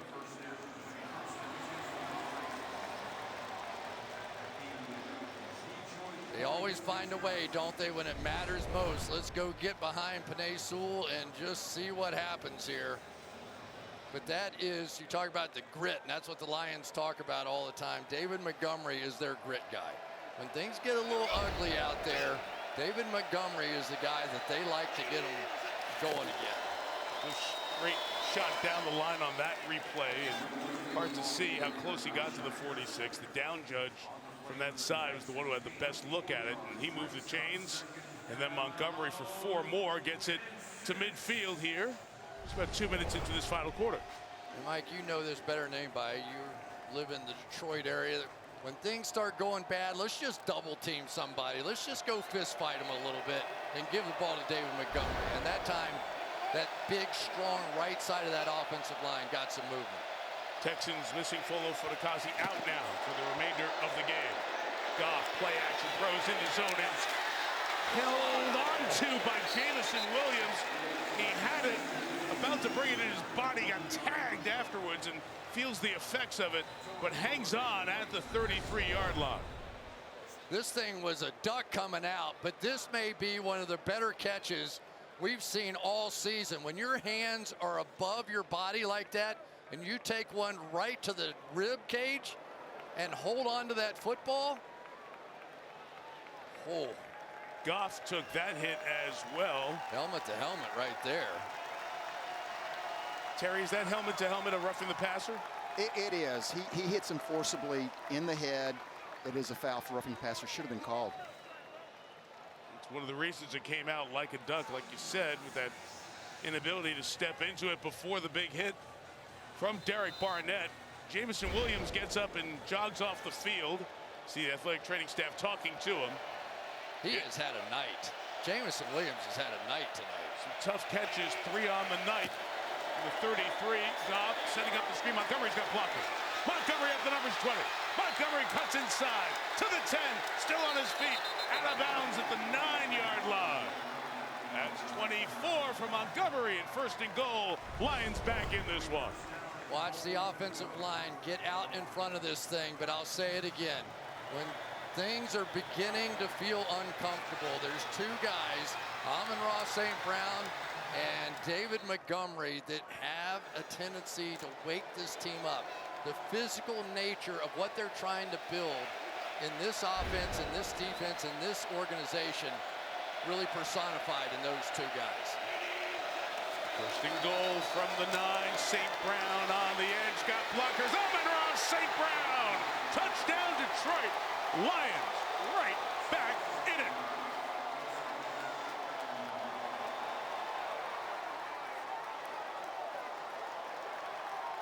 I don't like anything at this dinner so far tonight, but I'll take a double helping of David Montgomery and Amon-Ra St. Brown. The Detroit Lions officially awake, active, and in this football game. And who's out blocking there, Chris? Penei Sewell again. One of the best athletes and at least one of the 2 or 3 best tackles in all of football. Jake Bates for the extra point. Snap wasn't great. Good job by Fox to get it down. Lions look done and finished it. We're in 6 years playing here with the Houston Texans. Both of those guys 100-plus game NFL careers. In a battle here. Touchback. Want to go back to halftime when Dan Campbell spoke with Melissa Stark. Our defense has to get a couple of takeaways. We're not going to get it all at one chunk here, so just one at a time. We'll do that. Davis with his 2nd interception within about 5 minutes of each other that really flipped this game. Let's see if the Texans can find something on offense that has been missing in this 2nd half. Fake to Mixon. Stroud sets, throws in the middle. Nice find inside of Schultz. Anzalone pulling at the ball, but Dalton Schultz goes to the 47-yard line to pick up a 17. Wow. I can't believe he even tried that pass. I really can't. I can't believe he found him. First of all, here's Dalton Schultz back inside. He's got to be 20 yards back inside of where C.J. Stroud was and just drilled it. There are times, Mike, in a championship run or a run to the playoffs or even in a game that your quarterback has to make a play just like that. It just does. I mean, all the rules are built around throwing the football, and your quarterback has to make a play like that. Mixon. Nothing there. Now, that's been the story of the night for Joe Mixon. We mentioned so many good games, 100-plus almost every game thus far for Houston that he's finished. 21 carries tonight, limited to 34 yards.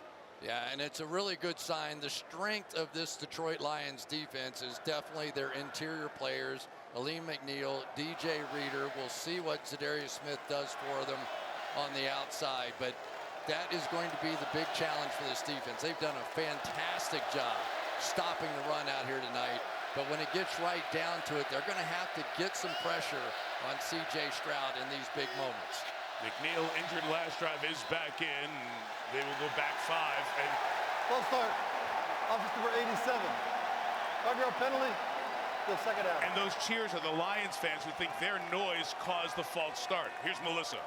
Like Chris just mentioned, Zadarius Smith, I talked to him pregame. He said he'd love to be playing tonight. He was so appreciative, though, of head coach Dan Campbell being a former player, knowing that he needed to let his body rest this week. But he has been all in. You see him there on the sidelines, right in the mix with his new teammates, coaching them up, and he even made sure that Carlton Davis kept his interception ball. And Zadarius is experiencing his first Lion fan takeover of a road venue. Those fans are making the noise now. 2nd and 15. Stroud stepping up, going to take off here and roll forward to the 47-yard line. So he gets back to where the penalty happened a moment ago, and CJ limps a little bit as he heads back to the huddle. Good job that time by Shaq Mason. He got the one-on-one against Aleem McNeil right there, and that is heavy lifting, and yet he was able to sustain the block, push him back, and allowed CJ Stroud to step forward. Has been around, Patriots, a couple of Super Bowl rings, Bucks as well. 3rd and 10.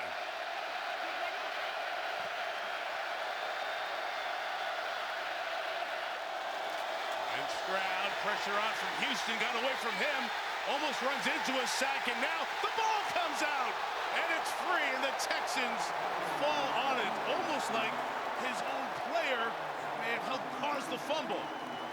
In any case, the Lions brought the pressure, and the Texans will punch it away. We talked about James Houston, his energy, changing positions. Watch how many times he has a shot here. First one goes by, keeps hustling, keep working, get after it out there, and then able to come back around and punch that football out. And for CJ Stroud, can't lose the game, right? First things first. Titus Howard was a quarterback in high school and could run. It looked like he was trying to pull the ball away from C.J. Stroud. That was bizarre. Big rush by the Lions. Good job by the Texans to keep it from getting blocked. Greek straw for the Lions, runs away from the ball as it's down at the 17-yard line. Titus Howard, Lions down 3. Jahmyr Gibbs, first down run. First down, Gibbs, down the sideline he goes, and out of bounds.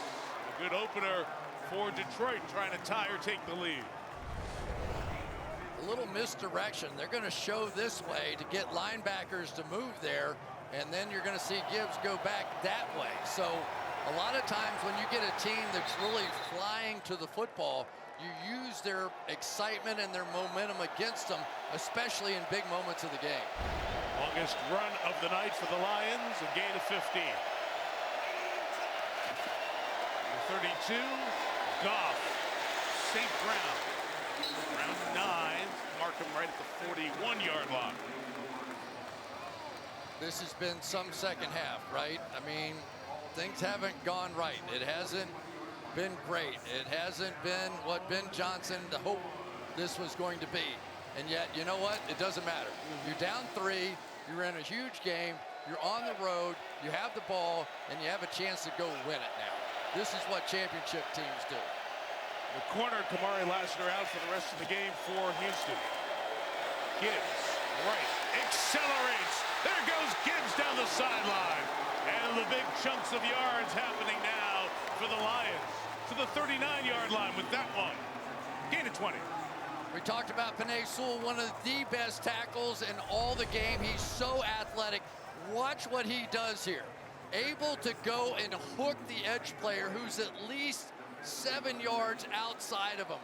You just cannot find offensive linemen and offensive tackles to do that.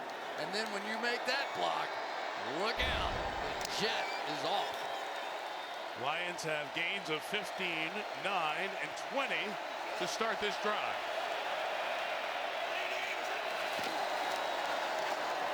Right back to Gibbs. And this offensive line stepping up in the second half for Detroit. You know, Mike, it happens a lot. Defenses get tired in the second half. They really do.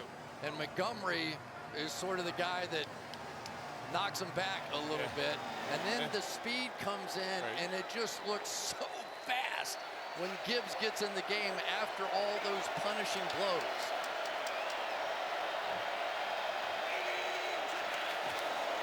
Second and 4, Gibbs, toss. That time Houston read it, and they made the play. Back to the 40-yard line, a big 7-yard loss, and Henry To'oTo'o leads the charge. Well, and that's why they want Jimmy Ward in the game, for teams that can run the football like that. Watch Ward get out here and wall this thing off. Once you make a speed back stop his feet, it's over at that point. They needed a big play, and they got it. They They need 11 for the first down. They're on the edge of field goal range for Jake Bates, and a field goal would tie this game.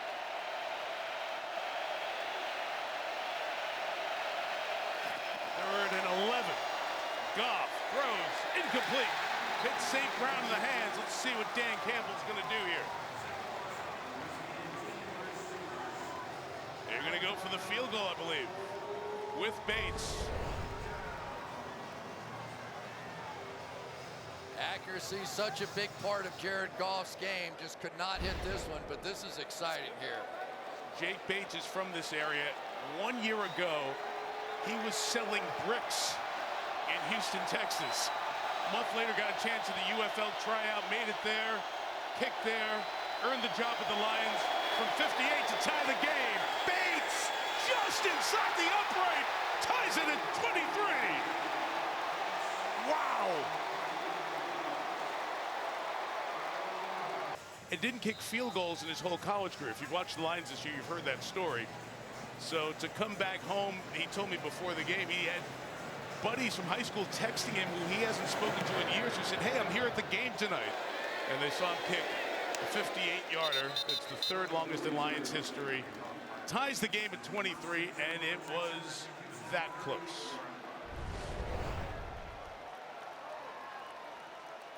Chris, watch how close this one is to hitting the upright. Is that a Bill Raftery little kiss off the glass right there? A smooch. A near doink. But he comes up in the big spot. Lions have scored the last 16 points in this one now. But C.J. Stroud and the Texans mount a go-ahead drive. They'll try Mixon inside. Aleem McNeil and DJ Reader. First contact, but a good job by Mixon to bounce off and get 4 yards to the 34. You know, just one follow-up on Jake Bates. When we were talking to Dan Campbell, he said, you know what? If I put that young man in a position to fail, that's on me. Yeah. So he didn't try, despite the fact that he had that huge leg. They didn't try a bunch of really long field goals early on. Apparently now, Dan feels like he's ready and delivered. And so far, what they've done with him has been a masterclass. Jackson Stroud on the boot, looking downfield. Nothing open on this side. He gets rid of it. Incomplete with a lot of traffic. Third down. Well, I'm just going to say that a lot of the success that C.J. Stroud had in the first half was when he got the ball off on time or stepped up and made a play. Right, ball out. Right?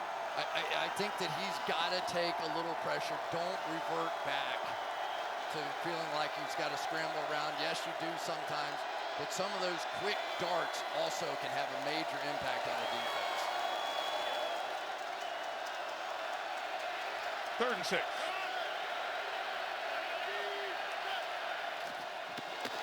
Stroud throws inside, complete to Mechie. Big catch by Mechie. Texans first down at the 43-yard line.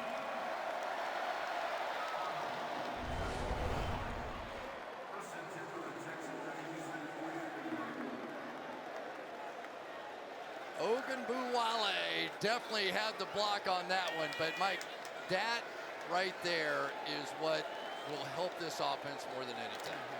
You know, the pressure was there. They sent a delayed blitz.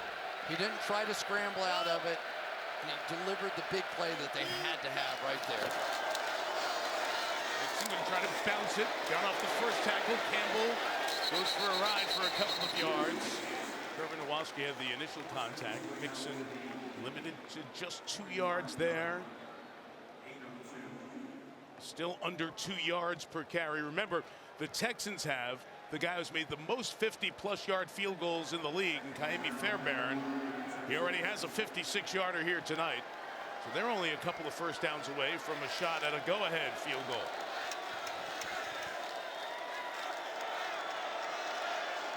Clock starts to be a real factor here. This first down is a big one if they can pick it up. 2nd and 8. Tank Dell is the motion man. He's going that way. Dell's got it, and he's got a first down. Good play call to get Dell in motion on the move and to get the ball in his hands for the 5th time tonight. Bobby Slowick, great call right there. Use the motion to the advantage of Dell, a smaller guy. They don't like to see him get jammed off the line of scrimmage. Get him on the outside against Branch, but watch what Dell does. So many receivers catch that ball and sort of drift out of bounds. He turns right upfield at 165 pounds. He used to have to put weights in his pocket just to get legal to play in the league he wanted to play in. Big time play. So Small growing up, had to fight his way to find a space. Now Mixon finding space. That's to the 41, and a field goal from there is 59 yards.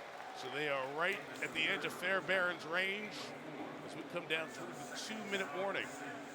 But man, one more first down, one more, and you control the game at that point. You force the Lions to burn their timeouts. You are in control. Field goal, last play of the game, all that sort of stuff comes into play, but only if you make another first down. A couple of big first downs on this drive for the Texans. Mixon inside.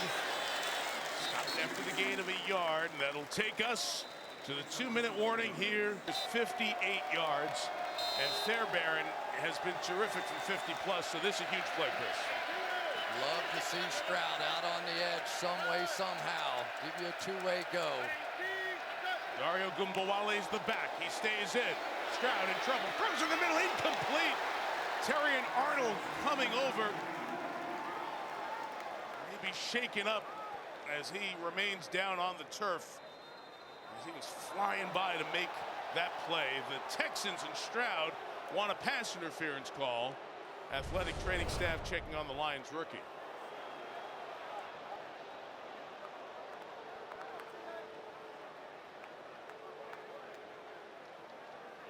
You see, he definitely got it for his. Anzalone's in there in front of him. No doubt. I mean, Terry, that's contact early, isn't it? It is, Chris. He's playing through the back before the ball is tipped by his teammate, the defender's teammate. So it should have been a foul for defensive pass interference. Anzalone right in front. So the ball's at the 40. It's incomplete. That'll cost the Lions a timeout because of the injury in the last 2 minutes, even with the clock stopped. Aaron Glenn, former corner in his playing days, Pro Bowler at that, talking to the rookie Arnold. Meantime, from the 40-yard line, it is 4th and 4.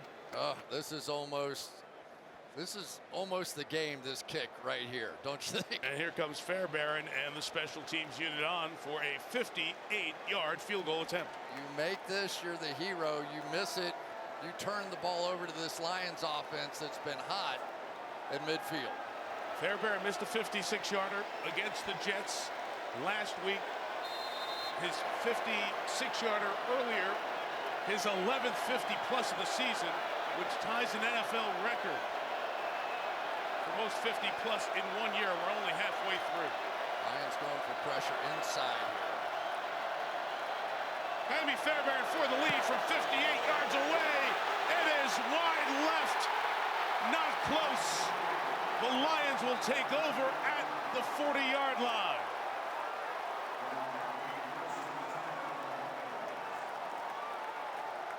Not the best snap from John Weeks. You're trying one that long, almost everything has to go perfectly. A little bit of a high snap, maybe threw the timing off, but man, oh man, oh man. The Detroit Lions now with the ball at the 48-yard line, and they will have a chance to do what the Texans could not. Run out the clock, get a first down, and take care of this game. D'Amico Ryan's Texans team has not scored in this second half. The Lions have scored all 16 points. And if you go with the reverse of a Jake Bates just made a 58-yarder, they're only a dozen yards from his field goal range. Houston has its full complement of timeouts as well. 1:51 to go. It is Gibbs running inside. They pull at the ball as Gibbs gets the 48-yard line. Timeout Houston. 1:46. Each team will have 2 remaining. Mike, I'm going to show you why you run away from Penei Sewell. Watch this. He's going to come down here. Watch what he does to the guy that he's blocking. So this gives you all kinds of opportunities for a cutback run. You put somebody on the ground, and that was a fantastic play defensively to come around and make that, because Penei Sewell altered that line of scrimmage. Remember, one of the best run stoppers inside for the Texans, Foley Fatukasi, is out for the remainder of this game. Lions trying to do something that has not been done since 1970. Down 15 or more in a game where you throw 5 picks or more. Colts did it to the Bears 54 years ago. For the 48, edge run. Gibbs can't get to the outside. He is brought down inbounds, so the clock will continue to run. It was Azeez Al-Shire, who Chris has highlighted, such a huge part of this defense. Timeout taken before third down. He looks like Usain Bolt out there tonight. I mean, he just flying over here, and we're talking about one of the fastest running backs in all of football, and he's stride for stride with him, going right with him. What a difference he has made defensively tonight for the Texans. He was with San Francisco when DeMeco Ryans was the defensive coordinator. When DeMeco got this job, it was assumed that Al-Shire would come here. Went to Tennessee for a year when they played against Houston. Those guys had their little back and forth. And after a year with the Titans, he's back with the guy who was so important to him. And now, Chris, the Lions face 3rd and 6. Everything's just flipped. Yes. Right here, it just flipped, right? If they don't get this first down, then they're going to have to either make a very difficult decision or punt the football away and give the Texans and C.J. Stroud another shot. Here's the play right here. And typically, Amon-Ra St. Brown's the guy that's involved from here. They have 4 defenders out there on 3 receivers. Jameson Williams alone on the bottom of the screen, the left side of Goff. Goff sets, throws. It is caught by St. Brown for the first down at the 37-yard line. Shades of the clincher against the Rams in the wild card game in Detroit last year, when they have a gotta have it moment. It's 16-14. Watch how patient Amon-Ra St. Brown is. Coming down, just taking his time. He knew what he had to get done. A little late move, create that separation. I tell you, even when it's not pretty for the Detroit Lions, they get back to basics. And when they get back to basics, they started with David Montgomery. They started bringing in Amon-Ra St. Brown, and Penei Sewell takes over up front. That's the basics of what the Detroit Lions do. C.J. Stroud, after a first half where everything went right, a second half where they could not get any momentum built. And the game's not over by any stretch of the imagination, because this is still a 55-yard field goal with a kicker who's still in his first year in the league. The Lions still have time, but the Texans have lost control of the situation out of timeouts. Jahmyr Gibbs remains the back. Gibbs inside for 2 to the 35. David Montgomery comes on the field with 1:20 left in regulation. I don't know what's going to happen in this game, but the Detroit Lions, they are grit. That is grit right there. Right? They're grit. They are. They're grit. They really are. They had no business being in this game and come out in the second half. Carlton Davis gets a couple of picks. They had an opportunity in the end zone, but Dan Campbell has preached grit since he got here, and we're seeing grit tonight. Final minute of regulation. David Montgomery now the back. Montgomery inside run. Falling forward, the whistle blew at the 34, so he's not going to get the fall forward yardage to the 32. With 3 more seconds of game clock than play clock. So let's see how Dan Campbell manages the time here. I think you're kicking it when the clock runs down. Just told the official that he wants the timeout when he wants it. Ball is on the left hash If they wanted to move hashes from second down to third down, or third down to fourth down instead, they have that option. Timeout taken here with 6 seconds remaining. Campbell's asking the official, why did you stop it there? I think Dan wanted a couple more seconds before the timeout. Second charge timeout. All right, so they've got it right now at 4 seconds remaining. Dan said I didn't call timeout. He'll take 4 seconds, though. You know, sometimes it can play to your advantage if something were to go wrong with the snap, right? And now the field goal unit will come on for Bates. Back in his hometown area. And he thought his dream of football, which didn't go through that typical Texas high school kid playing on Friday night under the big lights. That wasn't the case. He was a soccer player. He was a kickoff specialist at the multiple colleges he went to. Through the UFL, he's kicked in 20 games this year. And now back in his hometown, he's got a 52-yarder for a come-from-behind win for the Agents. For 52 for the win. It is just good! Just inside the upright. Jake Bates, hometown hero. And the Lions have come all the way back.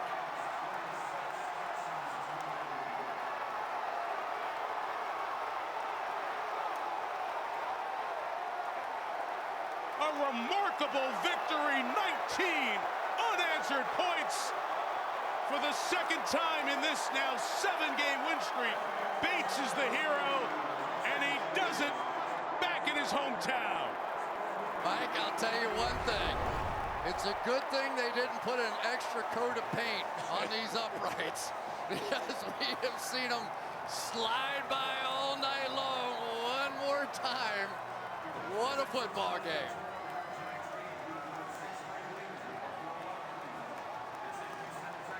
Hogan Hatton, the new snapper, perfect. Jake Fox put it down. Won it by that much. Oh my goodness. That was the complete mirror image of the first made extra point. Jared Goff threw 5 picks.